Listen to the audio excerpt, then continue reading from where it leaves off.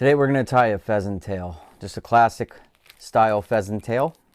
We're going to use a Firehole 633 size 14, which is somewhat of a traditional nymph hook.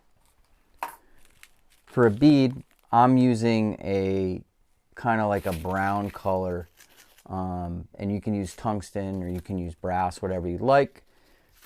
You just want to match up your bead color to your wire. So in this case, I have brown wire in small. If you use a gold bead, use gold wire, copper wire, etc. Semperfli thread for me, and this is the 12-aught. You can substitute this with UTC or whatever you like. Peacock curls. You can substitute that with a lot of dubbings that they have out now, which I feel like can be a little quicker. But the natural stuff's really good. And then, of course, your pheasant tail. All right, let's start by catching in our thread,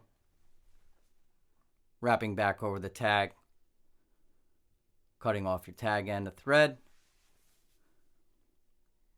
this point, you can go ahead and start collecting your tail fibers from your pheasant tail. When you rip these off the stem, you want to keep the tips aligned, very important. And we're gathering around 6 to 8 fibers here, give or take. The smaller the fly, maybe the less the fibers we use for the tail. Go ahead and catch in your fibers. You can adjust the length if need be, just by pulling on them like I'm doing here. And we're going to lock that all the way forward to the bead, keeping a nice even profile. If you saw our hare's ear video, we mentioned that some rivers, pheasant tails work better, other rivers, hare's ears work better, or it may just depend on the entomology, the bug, in which they prefer.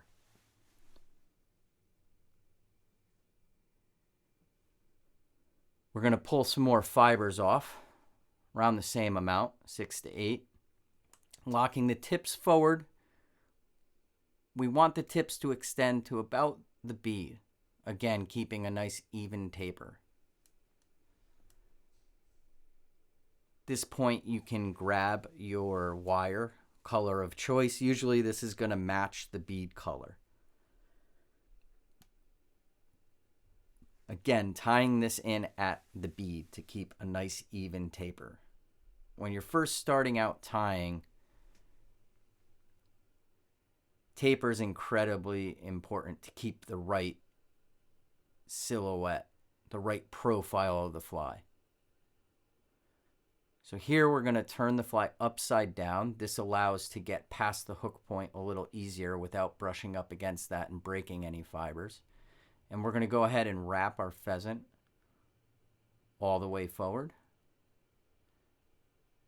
and lock it off with our thread. Go ahead and clip off the excess.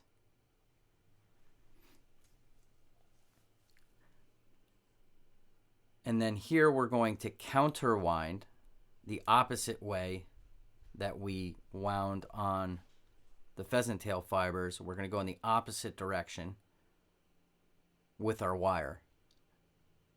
We're going to go ahead and lock that off.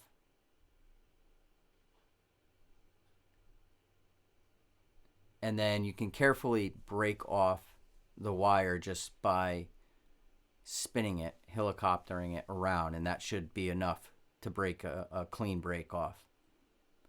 Throw in a couple thread wraps here just to secure everything a little more.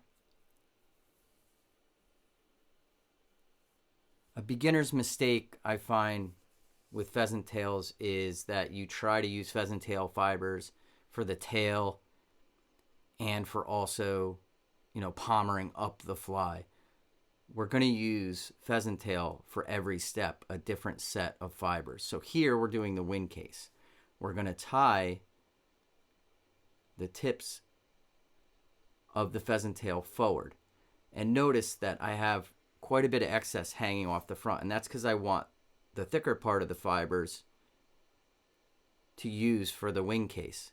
Also, we do not want these fibers to splay apart. We want them to stay kind of stuck together. So it's important when you rip them off the stem that you keep them together, and this just takes practice. We're going to take our peacock curls.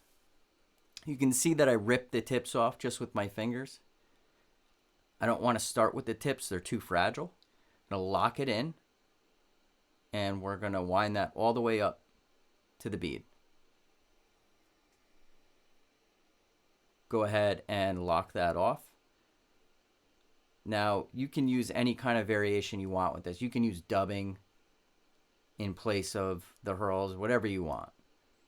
So we're going to go ahead and lock off. I'm using a very thin thread here, a Semperfli 12-aught. So less is more in fly tying. So you don't need to do a lot of thread wraps, less than I'm doing. If you're using like a UTC 70, less wraps.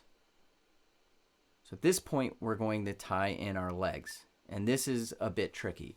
So again, I'm keeping the pheasant tail fibers stuck together. How I rip them off the stem, I keep them aligned. And then I trap them on the side of the fly and throw a thread wrap or two over them and behind them to lock them in place. Here you can see a little better on this side how I do that. And you can see I kind of manipulated the fibers with my fingers just to get them in the correct position. Fold your wing case over. Now we're going to throw a couple thread wraps over the wing case and then behind it, and that helps lock it in.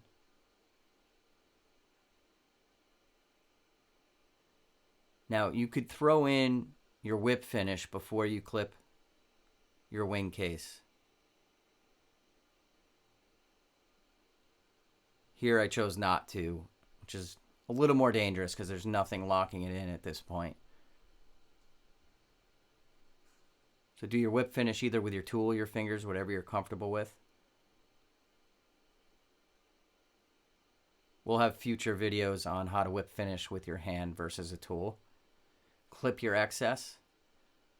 Make sure your fibers are kind of trained the way that you want them to lay on the fly. And that's pretty much it. I'm just popping up the tail fibers here to splay them out a little bit. And there you go.